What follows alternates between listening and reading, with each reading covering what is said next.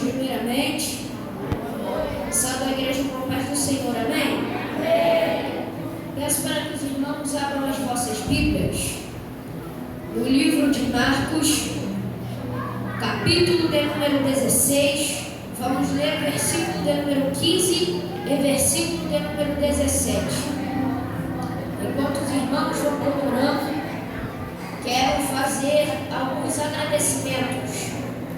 Agradeço a irmã Mona Lisa por estar nos fazendo um convite novamente para estarmos pregando na nossa igreja abençoada nesta festividade, 33 anos do Ministério Canto de Vida. Amém?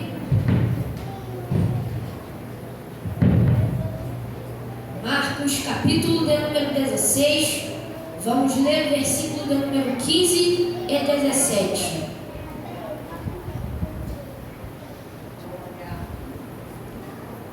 Todos os que acharam, digam amém. Amém. Assim diz a palavra do Senhor. E disse-lhes: ide por todo o mundo e pregai o evangelho a toda criatura. Versículo 17. E estes sinais seguirão aos que crerem. Em meu nome expulsarão demônios, falarão novas línguas. Amém? Poder assentar no nome do Senhor Jesus.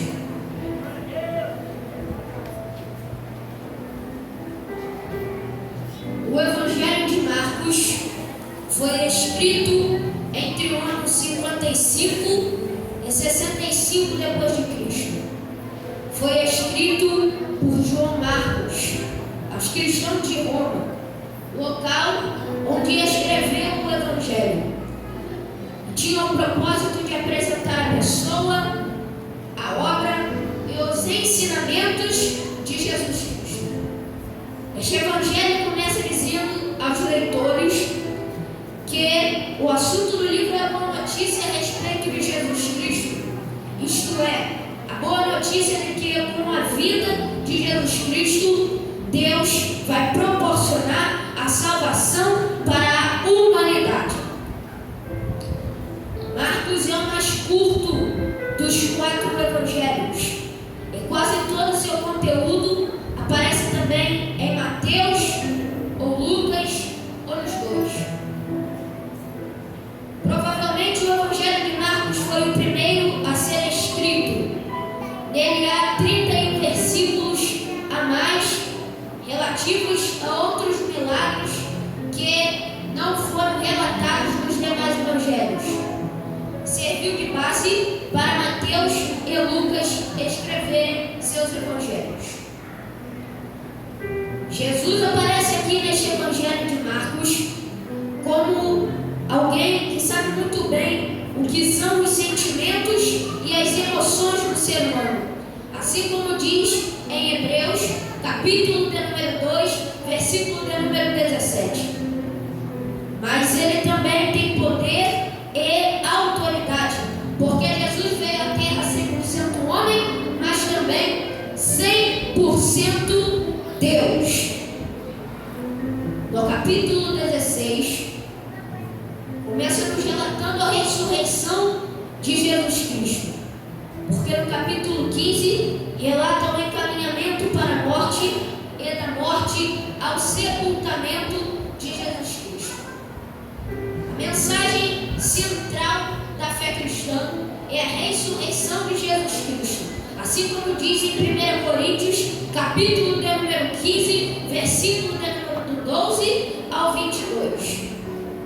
Jesus ressuscitado, o túmulo aberto e vazio, e, acima de tudo, as manifestações do Senhor ressuscitado mostram que ele de fato ressuscitou.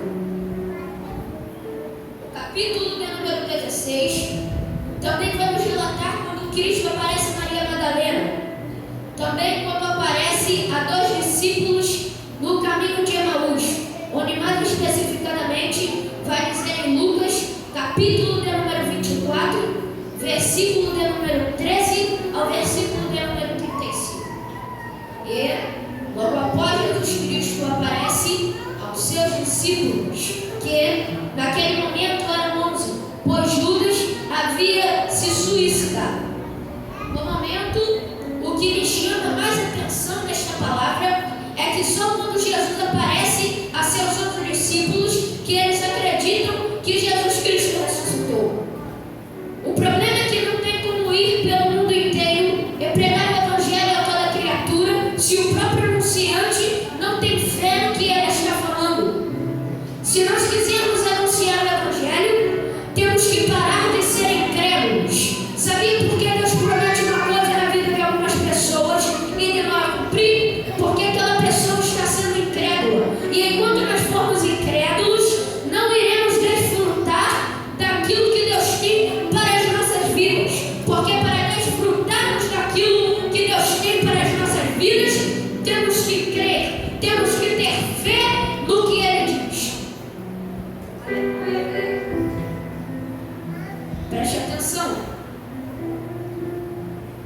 Tem pessoas que querem ir para o evangelismo, porém não têm fé no que ele está pregando.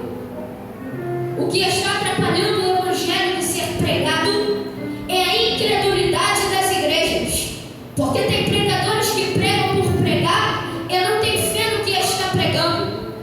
Não adianta só ler a respeito de Cristo ou estudar seus ensinamentos. Temos também que crer nele e crer no que ele fala. Tem algumas pessoas dentro da igreja que falam que conhecem Jesus, porém só sabem alguma coisa sobre ele. Porque quem conhece Jesus de verdade, crê no que ele está dizendo, crê em Jesus. A diferença entre saber algo e conhecer é que conhecer é saber e crer. E saber algo é que a pessoa só sabe alguma coisa a respeito daquilo que ela está falando. Porém, para evangelizarmos as pessoas, precisamos conhecer Jesus. Jesus apareceu a Maria Madalena. E Maria Madalena contou aos discípulos e eles não acreditaram. Logo após, ao caminho de Emaús, encontra dois discípulos com o corpo glorificado, ou seja, com o corpo espiritualmente de glória. Estes também contaram o que viram aos 11 discípulos, porém, eles novamente não acreditaram.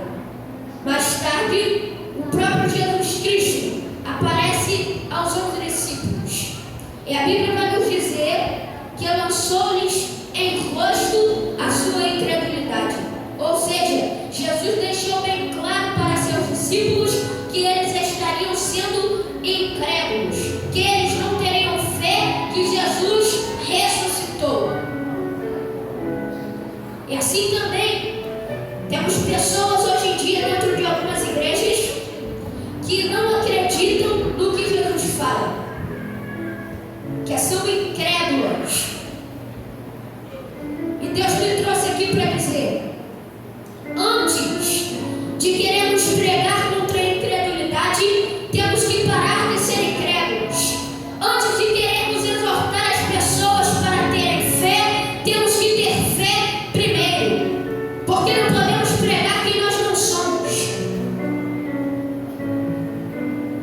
E então, no versículo de número 15, Jesus Cristo dá a missão do ID.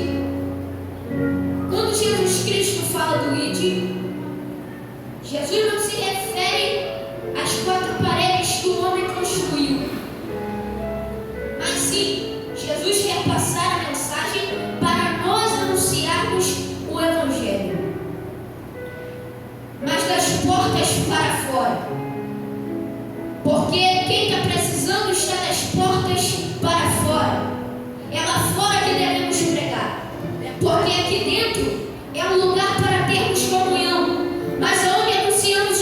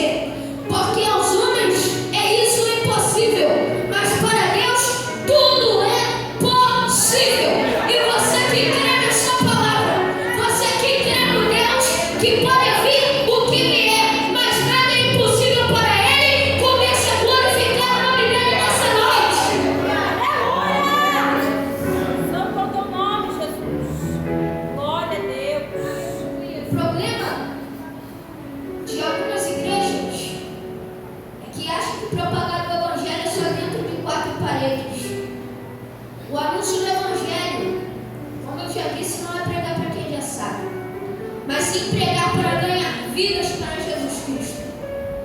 Porque não adianta termos fé em Cristo se a fé que nós temos não alcançar outras pessoas. Uma igreja que não busca ganhar almas não é uma igreja de verdade. Porque o templo do Espírito Santo não são aonde nós estamos agora, mas sim somos nós. O templo do Espírito Santo não é a construção do homem, mas sim somos nós. Assim como diz em 1 Coríntios, capítulo 3, versículo 16. Não sabeis vós que sois templo do Espírito Santo e que o Espírito de Deus habita em vós? Então, somos nós que evangelizamos. Temos que parar de botar a culpa nos outros, porque o templo de cada um é individual. Então, se o templo do seu lado não está fazendo a missão dele, deixe ele se fazer, faz a sua missão, propaga o evangelho em você. Deixe o problema dele, o problema da pessoa que está do seu lado, se ela não está fazendo, faça você. Porque o problema de algumas pessoas hoje em dia é que não aprendem a tomar conta da sua própria vida, quer tomar conta do templo dos outros, não toma conta do próprio templo. Também é isso que atrapalha o evangelho de ser anunciado. Porque ao invés de tomar conta da sua própria vida e anunciar o evangelho, perde tempo tomando conta da vida dos outros. E depois ainda quer fazer fofoca. Deus não te chamou para fazer fofoca. Deus te chamou para você se levantar nessa cadeira e ir lá fora e pregar o evangelho para quem ainda não foi alcançado. Glória a Deus. Glória a Jesus. Aleluia. Tem gente que foi escolhido para anunciar o evangelho. O problema é que não está assumindo o compromisso. Romanos capítulo de número 10, versículo de número 14 vai nos relatar. Como, pois, invocarão aquele em quem não creram? E como crerão naquele que não ouviram? E como ouvirão se não há quem pregue? Então, se você foi escolhido, pare de ficar sentado esperando alguma coisa acontecer. Faça o que você foi escolhido para fazer. Porque tem muita gente pregando dentro da igreja. Está faltando gente pregar lá fora. Está faltando gente para pregar da porta para fora. Tem muito pregando da porta para dentro. Aleluia, Jesus. Verdade. Eclésia é uma palavra do grego que, quando traduzida para o português, significa chamado para fora. A igreja é uma eclésia. E a igreja que só prega da porta para dentro perdeu a essência. Porque a igreja não foi chamada para pregar aqui dentro, para pregar só aqui dentro. A igreja foi chamada para pregar lá fora. Então, uma igreja que só prega aqui dentro não tem a essência, perdeu a essência. O poder que motiva os missionários a irem a todas as partes do mundo e coloca a igreja em movimento é a fé fundamentada na ressurreição de Cristo. Ele pagou o preço pelos nossos pecados. E aqueles que creem nele serão perdoados e viverão eternamente com Deus. E você que crê no que eu acabei de falar aqui agora, levanta a sua mão, levanta da sua cadeira e glorifica o nome dele no nome de Jesus.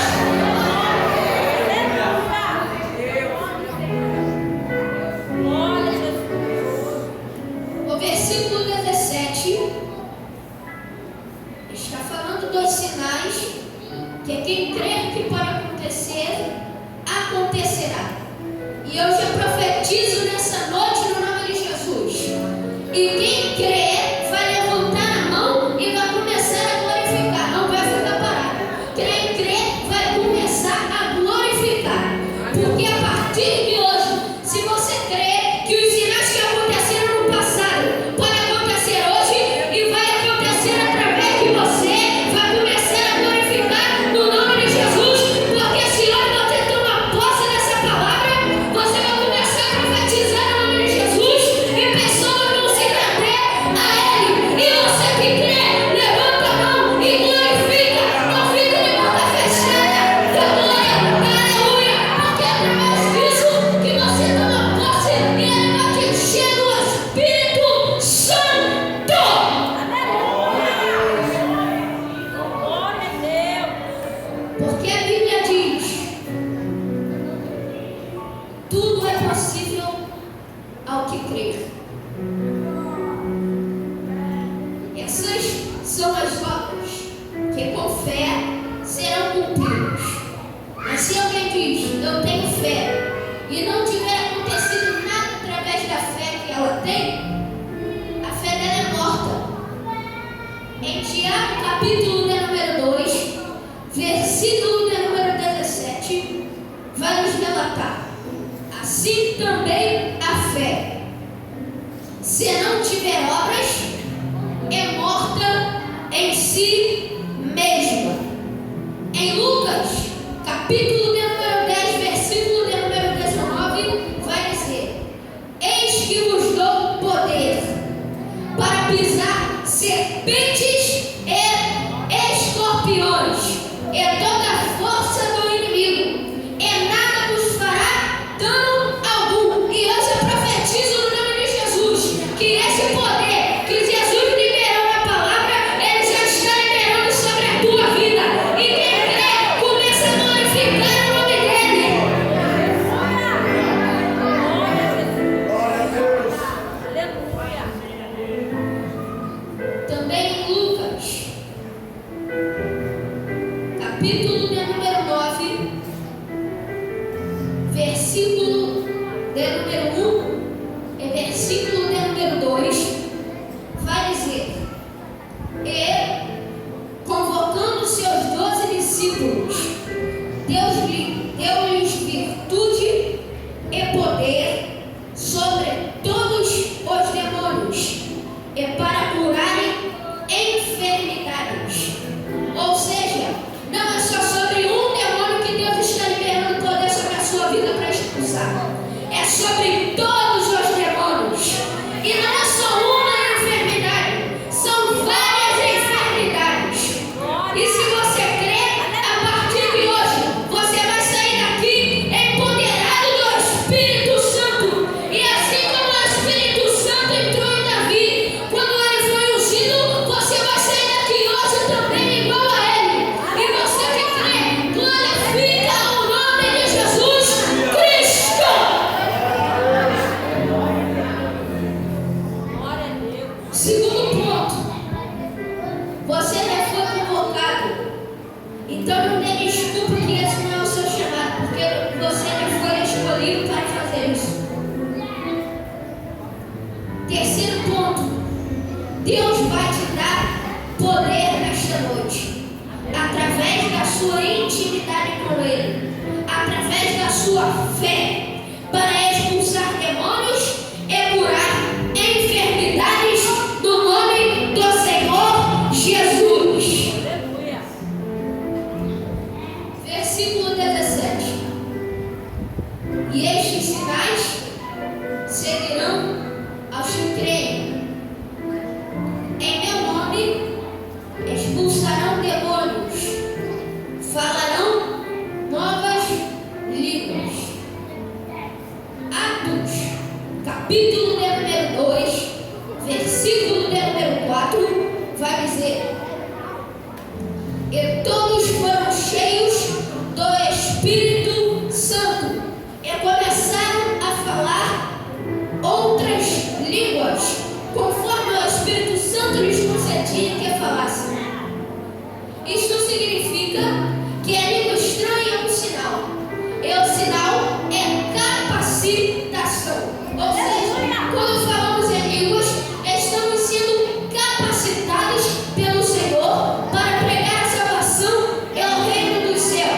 expulsar demônios, curar enfermos, é sermos instrumentos para batizar pessoas com o Espírito Santo.